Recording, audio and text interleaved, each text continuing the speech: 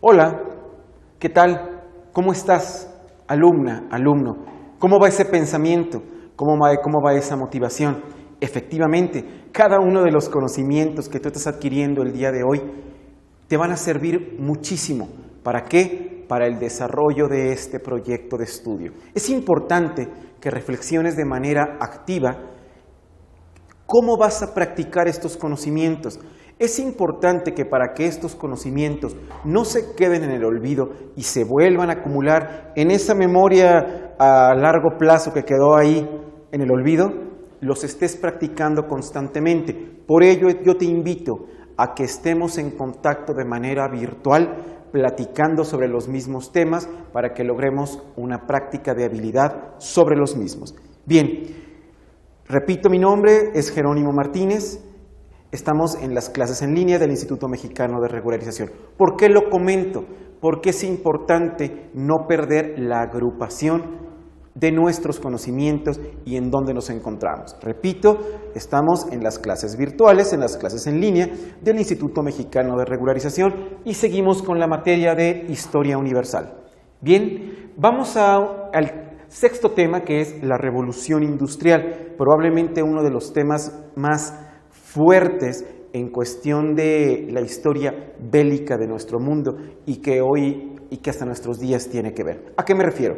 Hubo dos revoluciones industriales, la primera en 1845 en Inglaterra, difundida primero que nada por el inglés Federico Engels, y la segunda en 1860 en Inglaterra y Francia, es decir, ya entran dos países en juego.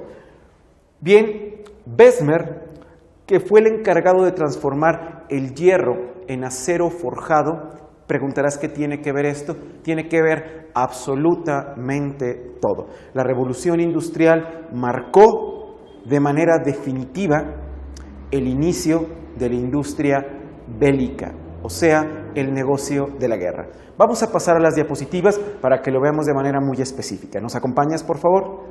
Bien, ¿cómo te has sentido en este estudio con este nuevo tema? Es importante que después de una explicación en el pizarrón lo reafirmemos con las diapositivas. Es por ello el objetivo de las diapositivas. Recordemos, por favor, que la Revolución Industrial fue difundida en 1845 por el comunista Federico Engels, uno de los fundadores del socialismo científico. ¿Qué pasó en la Revolución Industrial?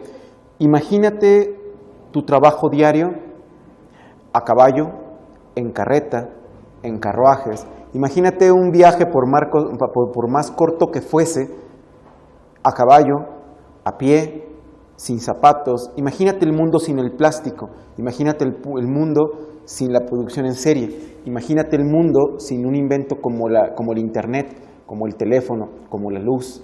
Es decir, precisamente en la revolución industrial hizo que la producción en serie rebasara incluso muchísimos valores a nivel humano. Efectivamente, Inglaterra fue el pionero en la revolución industrial, pero se unieron muchos otros. Primero Francia, luego Italia, luego España y luego Estados Unidos. Precisamente los países en los que tú observas que no hubo un gran desarrollo, como Portugal, es porque no ingresaron a la revolución industrial. Podríamos decir que es como los mismos efectos de la globalización. Entre los diversos factores que fueron el origen del proceso fue el producir en serie. Por ejemplo, hubo tres inventos que fueron trascendentales en la revolución industrial. Uno fue el telar mecánico, otro fue la imprenta y otro fue el telégrafo. Este tipo de inventos revolucionó absolutamente todo. ¿Por qué?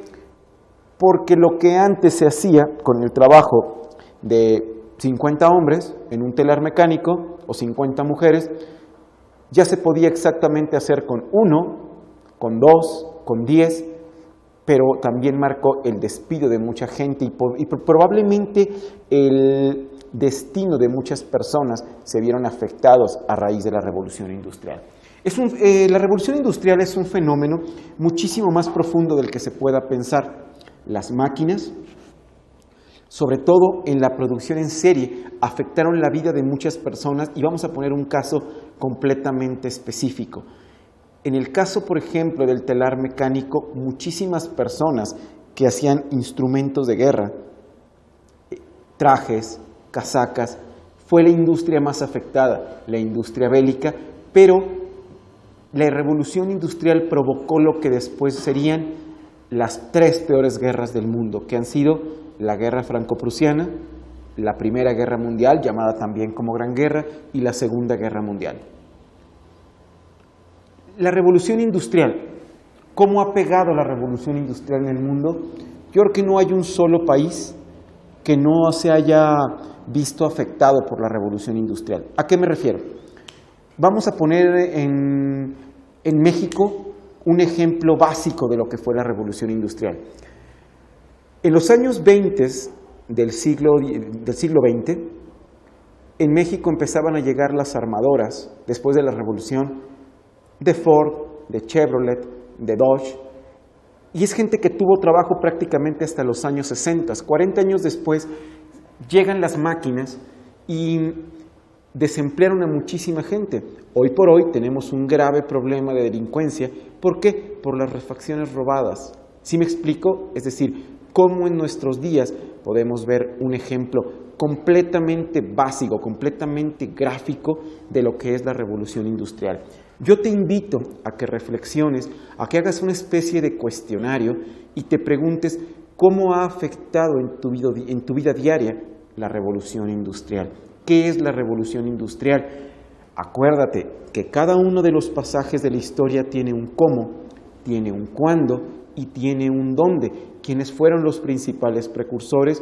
¿Cuáles fueron los impactos tan fuertes que tuvieron en la historia de la humanidad?